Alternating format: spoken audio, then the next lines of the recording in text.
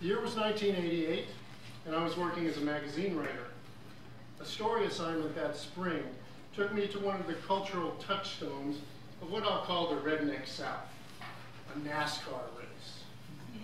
Specifically, one of the biggest NASCAR events of the year, the Coca-Cola 600, held every Memorial Day weekend in Charlotte, North Carolina. There, I confronted power in its most elemental form, in the guise of a North Carolina state trooper. The race itself was quite a spectacle. Over 175,000 fans filled the grandstand and the infield at Charlotte Motor Speedway. Country star Lee Greenwood sang the national anthem, followed by his own iconic anthem, Proud to be an American. This was followed by a thunderous flyover of jet fighters streaming red, white, and blue contrails. I half expected Jesus Christ to show up next. But what happened was almost as big. President Ronald Reagan appeared live via satellite to declare, "Gentlemen, start your engines." That drove the crowd into a near frenzy. Roughly 5 hours and 600 miles later, the race was over. And after a day filled with noise and heat and fumes, I was more than ready to depart. The speedway was about 20 miles north of Charlotte, where my hotel was, and outgoing traffic was horrendous, as you might expect. Highway 29, the route to Charlotte, was completely clogged, and all vehicles were being routed north on both sides of the highway, away from Charlotte. I crawled along in my rental car for nearly an hour, going in the wrong direction, getting increasingly frustrated. Finally, I saw a turnout ahead, and in it sat a highway patrol car. I pulled up behind it, got out of my car, and approached the open driver's side window. The trooper inside, wearing the obligatory Smokey Bear hat and mirrored sunglasses, looked up at me. "Hello, officer," I said. "I'm not from around here, and I'm trying to get back to Charlotte. Is there an alternate route I can take?" "Let's see some ID," he said. "Excuse me," I replied. "Give me your damn driver's license," he demanded. Dug it out of my wallet, and he snatched it from my hand. "California," he muttered disgustedly. And then, "Get in the back of the car." I stood there for a few seconds in disbelief. The trooper stared up at me through his mirrors, his jaw tightly clenched. It was clear that this guy had a major chip on his shoulder. He also had a badge, a gun, and my driver's license, which left me little choice. I got in the back of the car. Once there, I took a couple of deep breaths, and then I piped up. "Officer, can I just ask you what exactly—" "Shut the fuck up!" the trooper barked. There wasn't much wiggle room in that admonition, so I shut the fuck up. 15 minutes crawled by. Traffic continued to inch along unabated. Then another patrol car turned out of the stream and pulled up behind us. The trooper emerged, pulled out a passenger, and walked him over to our car. "Got a present for you, Floyd," he said. He opened the back door and pushed the guy in next to me. Gangly, sporting a wispy beard, he wore a Leonard Skinner t-shirt and a Confederate flag baseball cap. He reeked of beer and stale cigarette smoke. The "shut the fuck up" directive didn't seem to apply to Leonard Skinner. He bantered and slurred nonstop about the race, about his job at the Winston cigarette plant, about the huge bass he'd caught last week, and about how he was going to, in his words, lay some serious pipe on his girlfriend that night. His secret, he confided to me, was Orajel, the toothache numbing ointment. "You just rub some on the tip of that sumbitch," he said, grabbing his crotch, "and you can pound away all night."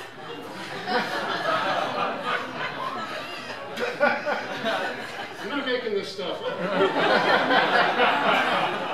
Leonard might have been a southern redneck poster boy, but at least he was entertaining. Finally, traffic began thinning, and Floyd abruptly started the car. 30 minutes later, we pulled up at Highway Patrol headquarters. Leonard and I were ushered inside to a large holding cell, where a dozen or so other dazed-looking people stood or sat on the floor.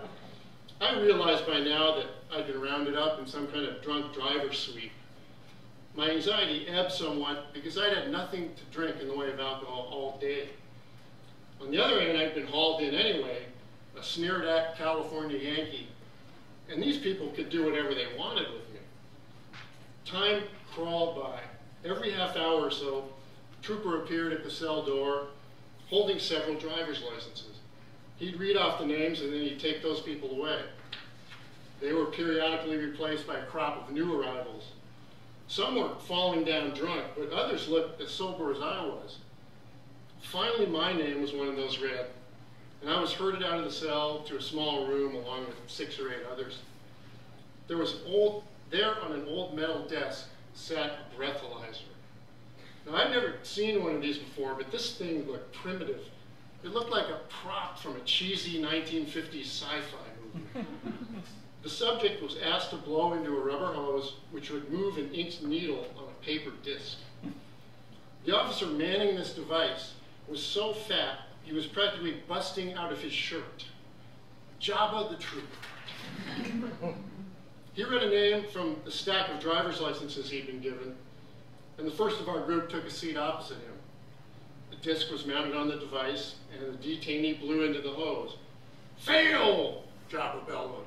The man was let off, and the next victim called. 4 more blew into the hose. 4 more. Fails! My stomach clenched each time because none of these guys really seemed to be inebriated. Finally, it was my turn. I walked over and sat down. "California!" Jabba exclaimed. "I never blowed nobody from California." I blew into the hose. Jabba stared at the disc and frowned. "Give me another blow," he said, inserting a new disc. Again, he stared at the result with furrowed brow. "Okay, California," he finally said, "you pass." He handed me my driver's license, told me I could go. Flooded with relief, I made my way down the hall to the entrance. I asked a trooper seated at a counter there if I could get a ride back to my car. "Hell no," he said, "we ain't no limousine service here." I went outside and sat down on a bench near the glass front door. It was now past 8 p.m. and getting dark. Now, this was before cell phones, let alone smartphones. There was no Uber, there was no asking Siri to call a cab. And having escaped, I was not going back inside that building. I decided to wait for a civilian to come along and beg them for a ride. Almost an hour went by. Finally, a red pickup truck pulled into the lot.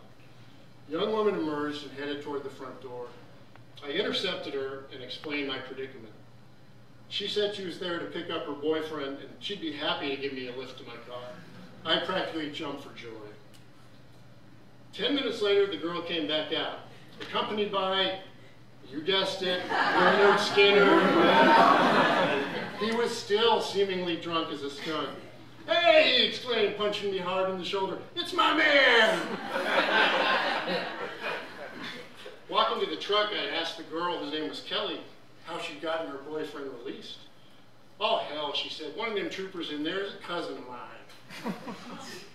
After helping an unsteady Leonard into the passenger seat, I climbed into the open bed of the pickup and Kelly drove us out of there. I'd never felt so grateful to be leaving a place in my life.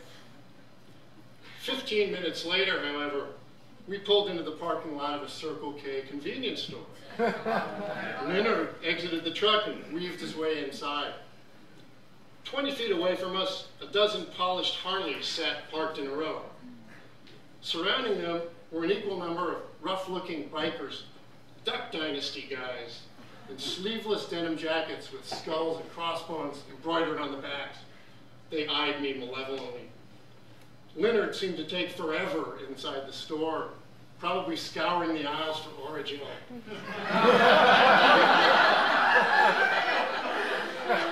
Finally, he came out, staggering out, carrying a case of beer. "Take this, buddy," he said, hoisting it up to me. Before I could put it down, he grabbed the can, opened it, and drained the whole thing. He tossed the empty can in the truck bed, tilted his head skyward, and howled at the moon.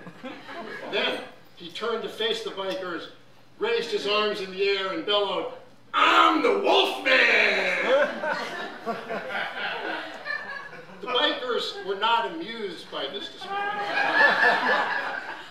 Leonard then stepped over to the driver's side door and pulled it open. "Move over, Cookie," he announced. "I'm driving." I now had two immediate choices. I could stay put, huddled in the bed of a pickup, about to be driven around dark back roads by a crazy drunk werewolf, or I could jump out and leave myself at the mercy of the redneck biker gang he had just provoked. A moment later, Leonard made the decision for me, peeling out of the lot with a squeal of tires on asphalt. On we went at top speed, hurling and weaving down the dark two-lane road, going up and over hills, around blind curves, even becoming airborne at times. This was Mr. Toad's wild ride through Redneck Hell. Could it possibly get any worse?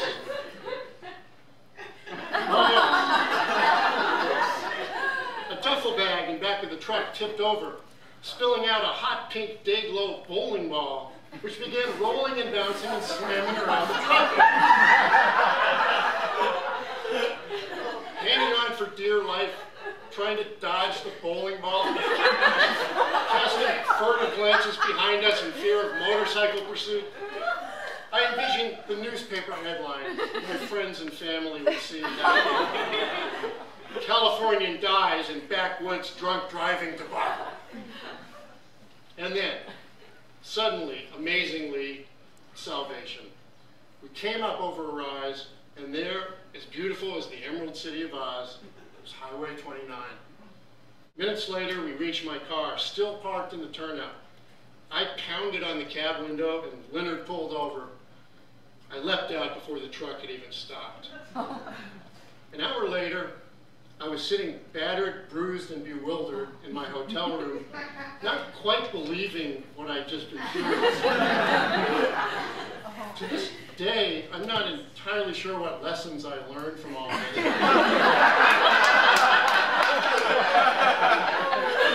But two things do stand out.